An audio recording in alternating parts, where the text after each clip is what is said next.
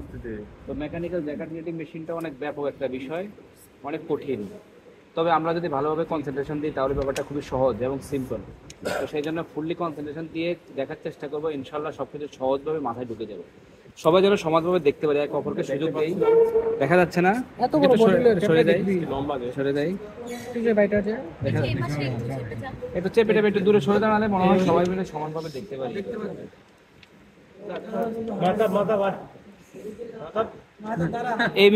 এটা mechanical jacquard যদি আমরা বুঝি তাহলে কম্পিউটারের জ্যাকার্ড যেটা সেটাও সহজে বুঝতে পারবো। তো প্রাথমিক অবস্থা যে জিনিসটা আমাদের জানা জরুরি সেটা হলো আমরা গতানুগতিকভাবে যে সিলিন্ডার দেখে অভ্যস্ত, জ্যাকার্ড নিটিং মেশিনের সিলিন্ডার সেই সাইজের নয়, তার হাইট অনেক বেশি থাকে। তার হাইট কতটুকু হবে বা তার ব্যাপ্তি কতটুকু হবে সেটা ডিপেন্ডস অন তার মধ্যে যে বেসিক নিটিং এলিমেন্টসগুলো আছে সেটার উপর। কেমন? তো আমরা আজকে যেটা নিয়ে আলোচনা করব সেটা হলো আমাদের সার্কুলার জ্যাকার্ড নিটিং মেশিন।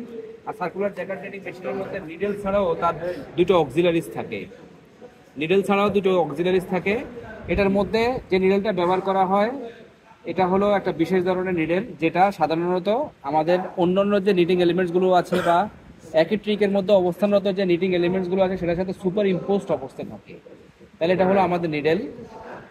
এটার নাম হলো অ্যারো সিলিন্ড্রো। এত কিছু জানার দরকার নাই, মনে রাখারও দরকার নাই, এটা জাস্ট বিশেষ ধরনের নিডল। আর এই নিডলটা যেটা আছে, এই নিডলের পরবর্তী পর্যায়ে যে জিনিসটা থাকে সেটাকে বলা হয় ইন্টারমিডিয়েট জ্যাক। ইন্টারমিডিয়েট জ্যাক, এই যে নিডলের যে এখানে যে গ্রুপ করা আছে, ইন্টারমিডিয়েট জ্যাকের গ্রুপটা এইভাবে এটার মধ্যে বসে যায়। এই যে সরাসরি সুপার ইম্পোজড হয়ে গেছে না, একেবারে মিলে যাবে। এই যে পুরোপুরি মিলে গেছে না।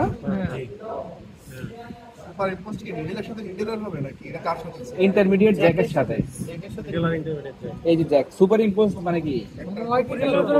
সুপার ইম্পোস্ট সুপার ইম্পোজ বলতে আমরা সিম করছি না, সুপার ইম্পোজ সিম, ল্যাপট সিম, বাউন্ড সিম, ওই যে একটার সাথে একটা বাঁধ হয়ে যায়। এই যে আমাদের প্রত্যেকের আমার কিন্তু এখন সুপার ইম্পোজ সিম হয়।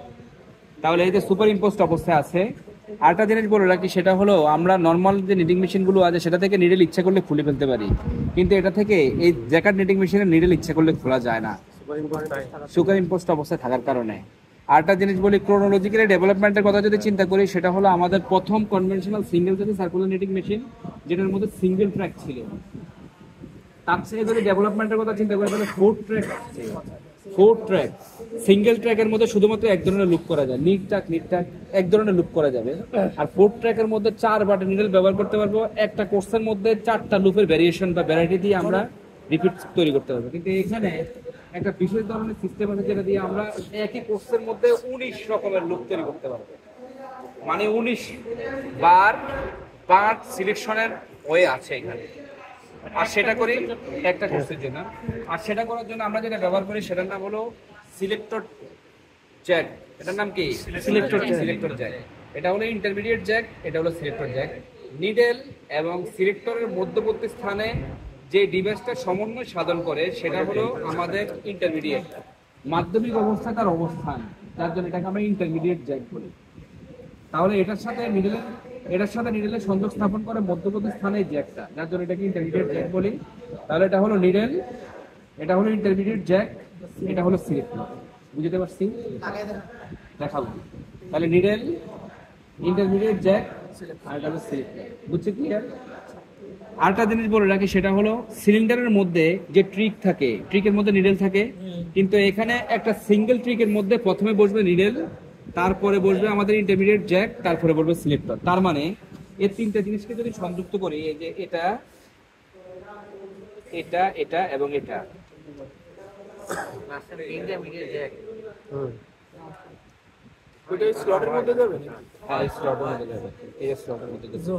তাহলে এই যে পুরো লম্বা অংশটা আছে, এই যে এখান থেকে শুরু করে এতটুকু, সিলিন্ডার তার চেয়ে বেশি বড়, সিলিন্ডার তার চেয়ে বেশি বড়। তাহলে এটাতে এটা এটা একটা অংশ,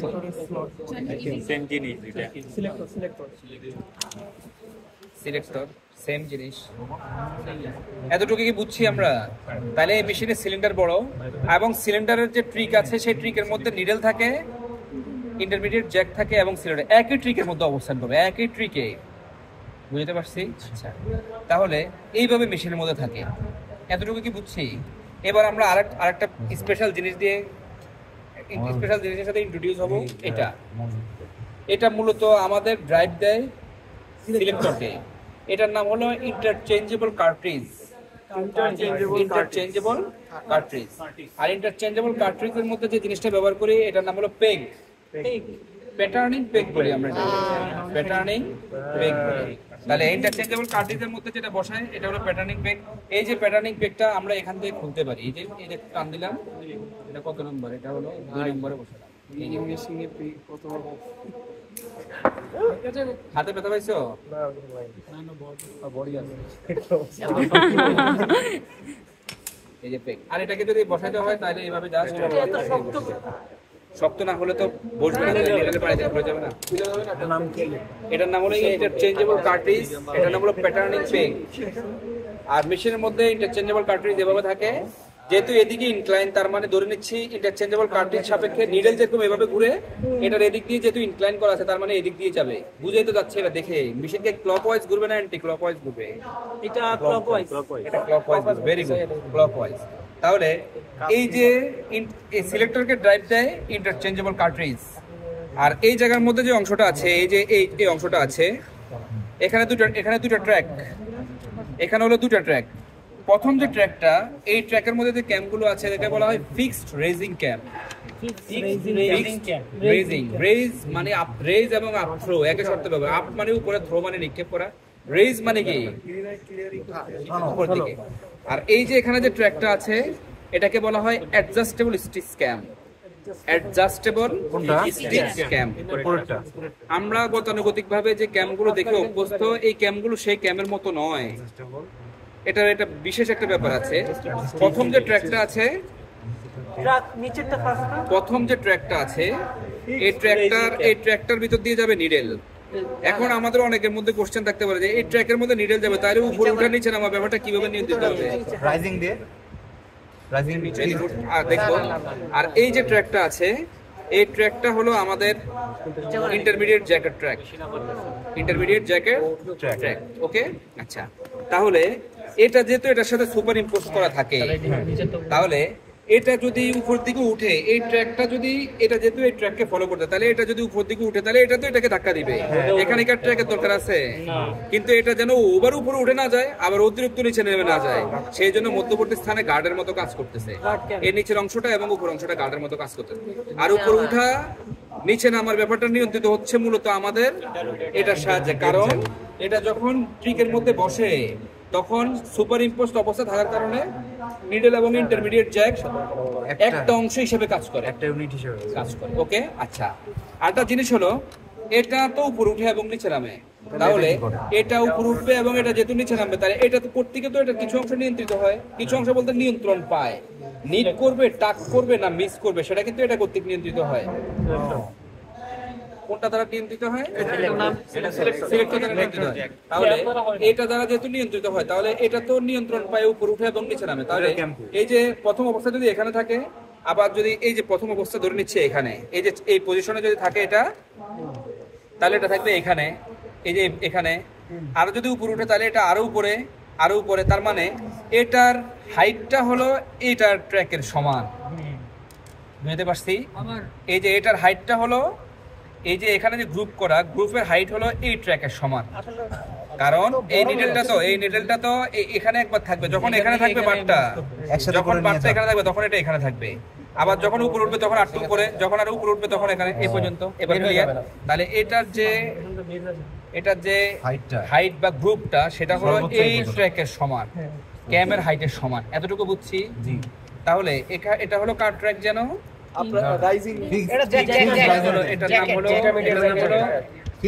এটার নাম হলো, যে ও বলছিল এটার নাম হলো ফিক্সড রেজিং ক্যাম্প অথবা আপ থ্রো ক্যাম্প। এটার নাম হলো অ্যাডজাস্টেবল স্টিচলেস অ্যাডজাস্টেবল ক্যাম্প অথবা অ্যাডজাস্টেবল স্টিচ ক্যাম্প, যাই বলি।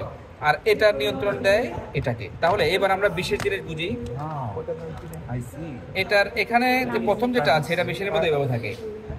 এটা হলো একটা ভার্টিক্যাল লাইন, এটা হলো একটা ভার্টিক্যাল লাইন। এই টোটালে ভার্টিক্যাল লাইনের মধ্যে 38টা আমার পেগ বসানোর জায়গা আছে, 38টা পেগ বসানোর জায়গা আছে। না, দুই সাইড মিলে 38। এটা বরাবর এটা প্যারালাল, এটা বরাবর এটা প্যারালাল, এটা বরাবর এটা প্যারালাল, তাহলে 38টা আছে। মূলত এখানে হলো 37টা, আর দুটো উপরে দুটো লাইন আছে, একটা হলো এ লাইন, একটা হলো বি লাইন, একটা এ লাইন আর একটা বি লাইন আমরা জানবো। তাহলে 37 হলো ফাংশনাল, আর উপরে এ এবং বি লাইন হলো কমন বাটের জন্য। কার জন্য? কমন বাটের জন্য। এখন আমাদের জানতে হবে কমন বাট বলতে কি বুঝি। এই যে দেখা যাচ্ছে এখানে দুইটা সিলেক্টর, সিলেক্টরের সবার উপরে যে বারটা থাকে এটাকে বলা হয় কমন বার। দেখি এই বাট এবং এই বাট কিন্তু সমানভাবে আছে, এই যে দেখি এটা এবং এটা সমান, কিন্তু নিচের বারটা এটা হলো সব একটু নিচে, এটা হলো একটু উপরে। তাহলে আমরা মেশিনের মধ্যে যখন নিডলের বাট বসাই, বাট বসানোর পরে যেমন 1 2 3 4 1 2 3 4 বসালে একটা ইনক্লাইন লাইন দেখতে পারি না? এখানে টোটাল কয়টা লাইন? 38টা আছে। তাহলে 38টা যদি থাকে তাহলে 38টা বাট যদি 1 2 3 4 5 6 7 8 9 10 এভাবে 38টা যখন বসাবো তখন প্যারালালি এদিকে ইনক্লাইন অবস্থায় একটা বাটের লাইন তৈরি হবে না? হবে কি না? আর উপরে যেটা আছে সেটা হলো আমাদের কমন। তাহলে উপরে যে লাইনটা আছে সেটা হলো কমনের জন্য, আর নিচে যে বাটগুলো থাকবে সেটা হলো কিসের জন্য? ফাংশনের জন্য। স্বাভাবিকভাবে শুধু নিট এবং টাক লুপ দ্বারা যদি কোনো ডিজাইন করি তাহলে কমন দিয়ে হয়ে যাবে। আর নিট টাক মিস তিনটের কম্বিনেশন যখন করতে পারবো তখন নিচ থেকে করতে হবে। নিচের যে কার্ট্রিজের যে পেগগুলো আছে, কই কার্ট্রিজটা কোথায়? যদি শুধু নিট এবং টাক লুপ দিয়ে কোনো ডিজাইন করতে চাই তাহলে শুধু উপরেরটা, আর যদি কমন দিয়ে করে নেব। আর যদি নিট টাক মিস তিনটারে কম্বিনেশন করি তাহলে সেই ক্ষেত্রে নিচের গুলো দিয়ে করবো। যদি কোনো ডিজাইন নিট এবং টাক দিয়ে হয় তাহলে উপর থেকে ডিজাইন শুরু করব, মানে পেগ প্ল্যানিং শুরু করব। আর যদি নিট টাক মিস তিনটার কম্বিনেশন হয় তাহলে পেগ প্ল্যানিং নিচ থেকে শুরু করব। আবার বলতেছি, কোনো ডিজাইন করার সময় যদি সেই ডিজাইনের মধ্যে শুধু নিট এবং টাক লুপ থাকে তাহলে কমন অর্থাৎ এ এবং বি লাইন দিয়ে কমপ্লিট করে ফেলবো। আর যদি কোনো ডিজাইন করার সময় যদি থাকে যে নিট টাক মিস অনেকগুলো কম্বিনেশন আছে, বারবার রিপিটেশন হচ্ছে, সেক্ষেত্রে নিচ থেকে আমরা এটা করবো। আচ্ছা, এবার একটা বিশেষ জিনিস দেখবো আমরা। এটার সাথে সুপার ইম্পোজ করা আছে নিডলের সাথে, তার মানে এটা যদি দেখাই তাহলে এটা অলরেডি কভার হয়ে যাবে, কারণ এটা দ্বারা তো এটা নিয়ন্ত্রিত। তাহলে আমার এটা এদিক দিয়ে এই ট্র্যাকটাকে ফলো করে যাচ্ছে। প্রাথমিক অবস্থায় যদি এই ট্র্যাক থেকে বারটা ডিসচার্জ হয়ে যায় তাহলে কি আর উপর দিকে যাবে?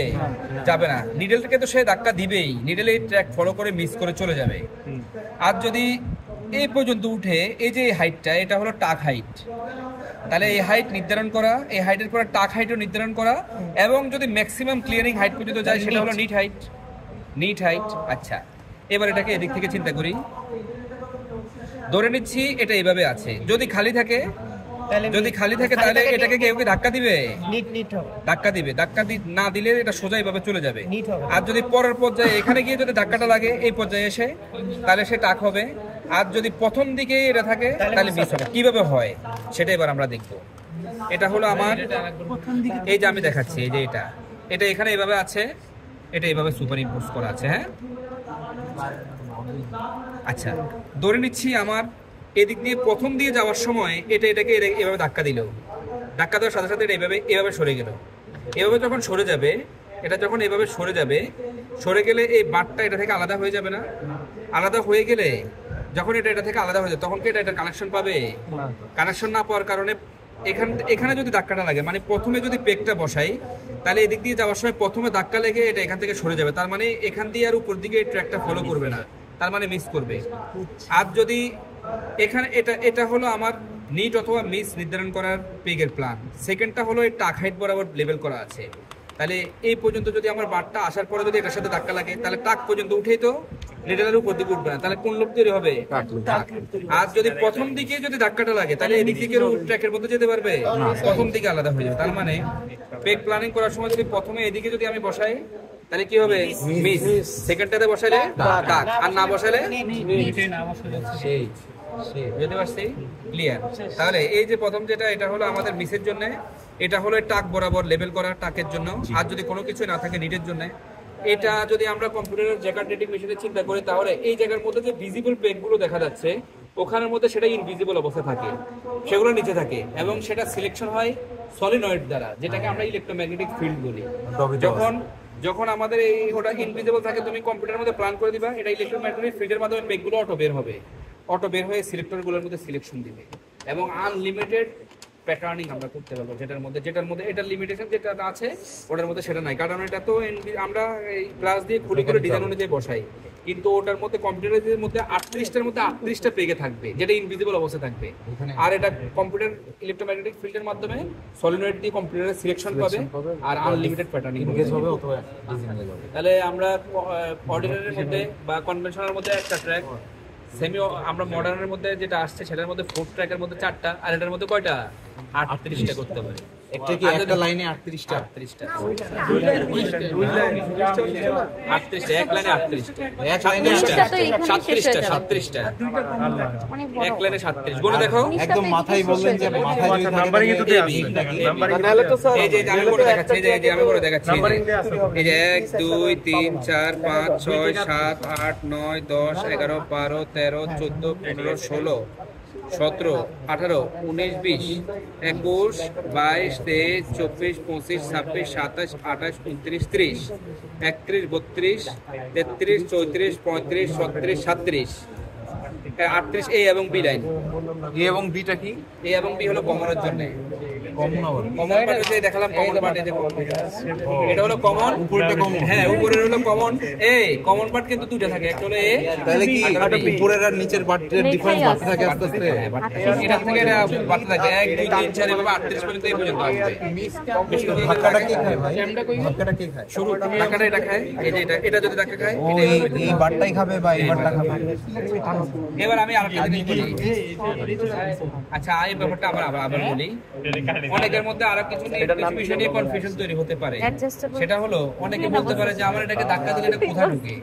স্বাভাবিকভাবে আমাদের এই মেশিনের মধ্যে যে নিডলগুলো আছে, নিডলের যে ট্রিক আছে, যে ট্রিকের মধ্যে নিডল অবস্থান করে সেই ট্রিকের ডেপথ হলো এই নিডলের এই উইথ পরিমাণ, মানে এতটুকুই নিডলটা ভিতরে ঢুকে এতটুকু পর্যন্ত, আর বারটা শুধু বাইরের দিকে থাকে।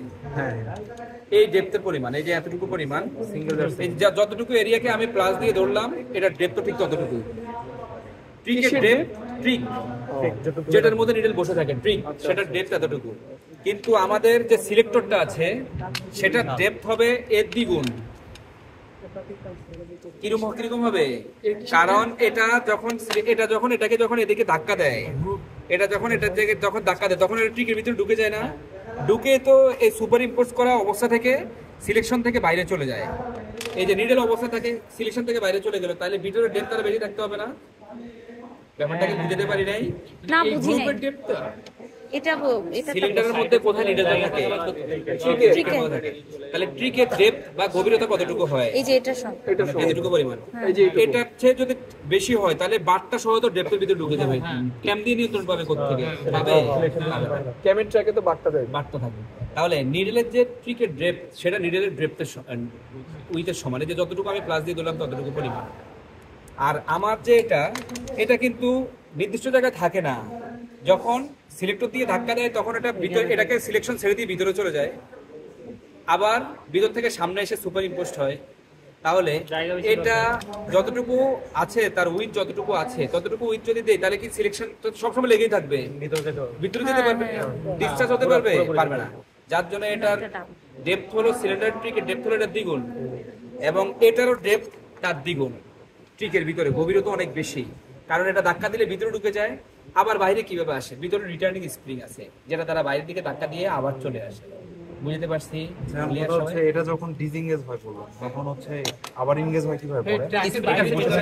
ভিতরে স্প্রিং আছে, দুইটাই তাহলে স্প্রিং দিয়ে হচ্ছে। হ্যাঁ এই দুটো স্প্রিং দিয়ে হচ্ছে। এই যে এটা যখন এটাকে ধাক্কা দিবে, এই যে এটা যখন এটাকে ধাক্কা দিবে, যখন ধাক্কা দিবে তখন এটা ভিতর দিকে এভাবে ডিসচার্জ হয়ে যাবে। একটা ট্রিকে আছে ও তো ঘুরতেছে একসাথে থাকবে। হ্যাঁ, এই যে প্রথম অবস্থা যখন থাকে এই যে এইভাবে, যখন আলাদা হয় তখন এইভাবে, আর যখন অ্যাক্টিভ হয় তখন এই যে এইভাবে চলে আসে। এর পরে কি হবে? অ্যাক্টিভ আনঅ্যাক্টিভ ডিঅ্যাক্টিভ যেখানে খালি থাকবে সেখানে স্প্রিং এর ধাক্কা দিয়ে সামনে চলে আসবে, আর এখানে যখন কার্ট্রিজের মধ্যে পেগ থাকবে তখন ভিতরে ঢুকে যাবে, পেগের ধাক্কা ভিতরে যায়, রিটার্নিং স্প্রিং দ্বারা সামনে আসে। এই সিলেকশনটা কি? হ্যাঁ এই সিলেকশনটা কি? স্প্রিং তো এটার পিছনে ফিক্সড লাগানো থাকে, এটা দ্বারা ধাক্কা লাগলে পিছনে যাবে। স্প্রিং তো সংকোচন প্রসারণ হওয়ার তার ঘনত্ব কার্যক্রম, তাই না? সেভাবে সেটা করবে। এটা এতটুকু কি বুঝছি? এবার মেশিনে যাই, এখনো আসতে পারে ওরা লেতলতি এই উপরে দাঁড়া, এটার উপরে দাঁড়াতে বলবে। এই যে খুললাম, এই যে এটা হলো ইন্টারচেঞ্জেবল কার্ট্রিজের ক্যাচিং। আমি ওই পাশে দিয়ে দেখাবো, আমি আসবো। কাভারিং টাইপের ইন্টারচেঞ্জেবল কার্ট্রিজের ক্যাচিং, এই যে খুললাম, খোলার পরে এই যে ইন্টারচেঞ্জেবল কার্ট্রিজ খুললাম, এবং ওই যে দেখা যাচ্ছে এই যে ইনক্লাইন অবস্থা, এই যে প্রথম হলো এই বিবাদ একটু সাইড ইনক্লাইন অবস্থা নিচের দিকে দেখো, এদিক দিয়ে দেখো, দেখি এদিক দিয়ে খোলা। দাদা প্লাবং খুলিস না, কোনটা খুললো ওই যে বাটগুলাকে বলতেছে বিবাদ ছাড়া বাকি ইনক্লাইন এই যে এটা হলো ইন্টারচেঞ্জেবল কার্ট্রিজের ক্যাচিং খোলার পরে এই যে খুললাম কার্ট্রিজ, এবং ওই যে দেখা যাচ্ছে ভিতরে ট্রিক গুলো, এই যে ইনক্লাইন, এবং দেখো ভিতরে কিছুটা ঢুকে আছে, ভিতরে কিছু ঢুকে আছে, সব খুলে দাও।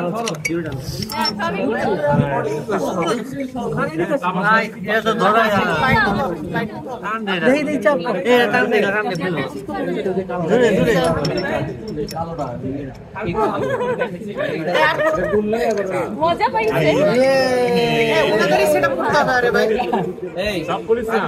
আর খুলতে মানা করছে। লাগা পরে আগে দেয়ালে। আচ্ছা, এই যে স্পাইরালের মতো ইঁদুরে আছে। এই যে এটা এইভাবে দিয়ে পরে এটা দিয়ে পরে হচ্ছে ওটার উপর সেট করে সেট করলাম, ঠিক আছে। পরে স্ক্রুটা কই? হ্যাঁ, এই যে দেখ, এই যে এটা এরকম থাকে না, এই জোরে টান দিলে এটা খুলে যায়, পরে এই যে কাটে জোরে টান দিলে এটা বের হয়ে আসে। যেহেতু ক্লকওয়াইজ আছে, এই যে মেশিনটা দিয়ে ঘুরতেছে, এই যে এইভাবে উপর দিয়ে উঠে না, ও দাঁড়া এখানে দেখা। এই জিনিসটা হচ্ছে এইভাবে উঠে ক্লকওয়াইজ, দ্যাটস ওয়াই এটা উপরে আছে, এটা নিচে। পরে যে এটাকে ধরি, উল্টা লাগাইছ না, দাঁড়া, এই যে 27 উপরে, ঠিক আছে, উপরে এটা ঢুকাই,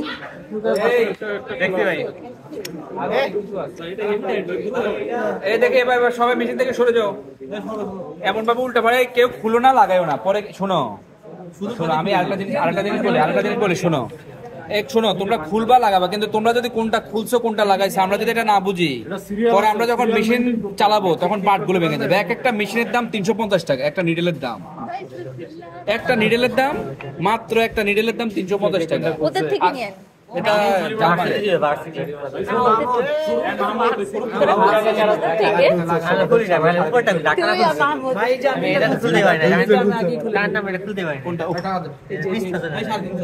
লাগাইছো তুমি এটা? হ্যাঁ, এটা লাগাইছি, দেখো ঠিকভাবে লাগাইছি। না, দরকার নাই, কোনো কিছু লাগে না, হাত দিও না, কেউ হাত দিও না।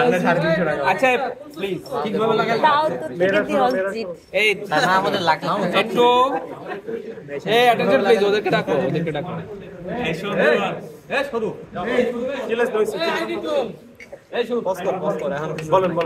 আচ্ছা, এই যে বাটগুলো দেখা যাচ্ছে এগুলো হলো নিডেলের বাট। পরবর্তী পর্যায়ে যে বাটগুলো দেখা যাচ্ছে এটা হলো আমাদের ইন্টারমিডিয়েট জ্যাকের বাট। আর এখানে যেটা দেখা যাচ্ছে ইনক্লাইন অবস্থায় এদিক থেকে শুরু করে এগুলো হলো, এখানে দুটো লাইন আছে। প্রথম যে লাইনটা দেখা যাচ্ছে সেটা হলো A B, common but A B, আর নিচে যেগুলো দেওয়া আছে সেগুলো ফাংশনাল, এ 1 থেকে 38 পর্যন্ত। একটু দেখেন তো, যে সিলেক্টর যে মানে পুশ করলে এখান থেকে যে জ্যাকটা সরে যাচ্ছে, ওই যে এখানে দেখা আছে কিছু সিলেক্টর পুশ করা আছে, দেখো ভিতরে ঢুকানো আছে, আর কিছু বাইরের দিকে বের হচ্ছে। এইখান থেকে একটা পুশ দরকার ছিল, তাহলে দেখতে এই দেখো, পেতাম। এই বরাবর 3টা পুশ করা আছে। এর উপরে এটা ক্যামটা খুললে ভালো হতো ভাই। কোনটা? এটা তো ক্যাম কোনটা খুলছে না, এটা এই সাইডে পুশ করা আছে কোনো? হ্যাঁ, আছে। এই যে দেখো এখানে যেটা পুশ করা, সেখানে বাট, এই দেখো নিডেলের বাট বার করা আছে, কিন্তু ইন্টারমিডিয়েট জ্যাক পুশ করা আছে। হ্যাঁ, ঠিক আছে। আচ্ছা, পুশ মানে কি সিলেক্ট? এই যে সিলিন্ডারের ভিতরে ঢুকে আসে, এবার বুঝতে পারছি। এই দেখো এখানে ইন্টারমিডিয়েট জ্যাক ভিতরে ঢুকানো আছে, মানে ডিসিলেক্ট সিলেকশনের বাইরে, এই যে ভিতরে ঢুকানো আছে। সিলেকশন পাইছে, ওই জ্যাক লিভার গুলো ভিতরে দেখো এখানে যেটা পুশ করা আছে ভিতরে, সেটা ভিতরে ঢুকে আছে, এটা কিন্তু ইয়ে করে আছে। এবং যেটা ভিতরে ঢুকানো আছে সেগুলো যে মিস করা আছে, এই যে মিস করা আছে। ভাই আবার আচ্ছা ভাই, ক্লিয়ার ভাই, সেই জিনিস ভাই, সেই জিনিস। দেখা আরে এই যে তোমরা একটু এখানে ইয়া করো, এখানে মানে ভিডিওতে আসে না। এই যে সিলেকশনে এই যে এখানে, এই যে নিচে, একদম নিচে যে কয়টা পুশ করা আছে, যে কয়টা পুশ করছে, অথবা আমি একটা গুতা দেই, আমি একটু দাঁড়া, আমি একটু গুতা দেই, যারা ও আচ্ছা ভিতর দিকে চলে যায়। ভিতরে গেছে, কিন্তু এখন আসলে মিসটা বুঝবি না কেন, কারণ আগের থেকে তো এটা নিট হয়ে আসছে, এজন্য বুঝবি মানে না। বলতেছো যে এই সাইডের এগুলোতে ইয়াটা নাই, ওই ওগুলো পুশ করা? হ্যাঁ ওগুলো পুশ করা, যে এইগুলো সেগুলো, এই যে হাত দিয়ে না। এই যে না ভিতরে ঢুকানো গুলো। ভিতরে ঢুকানো গুলো, তাই এইখানে এই যে এই দুটো এই তিনটা মিস হয়েছে, এই যে এই তিনটা নিডেল মিস হয়েছে, এই তিনটা মানে নিডেল এখানে নাই, এই জন্য বলতেছো এই যে মানে কিভাবে পুশ করা এই যে এই তিনটা, এই যে এদিক তাকা, এখানে তাকা, টেবিলে যাও। বাইরে হাত দিলে কিন্তু একদম নড়ে গেলে একদম সমস্যা হয়ে যাবে। এই ক্ষেত্রে মনে করে যে দুইটি নাই, এই সাইডে দুইটি না, তাই না? এই সাইডে দুইটা মনে হয়। হ্যাঁ হ্যাঁ এই বরাবর এখানে তিনটা, এই যে নিচে তাকা তিনটা, এই তিনটা, এই যে তিনটা, এই তিনটা। আর এইখানে দুইটা মনে হয়, এই জন্য বোঝা যায় না। না সবই এখানে কোন এখানে সবই নিট এবং মিস, এখানে সব নিট এবং মিস, প্রত্যেকটা নিট অথবা মিস, কোনো টাক নেই এখানে। তো এইটা এগুলা কই, এটা দেখ না, এই দেখ এখানে কি সবগুলা ই হয়েছে, বুঝতে পারি না। এটা এই সিরিয়াল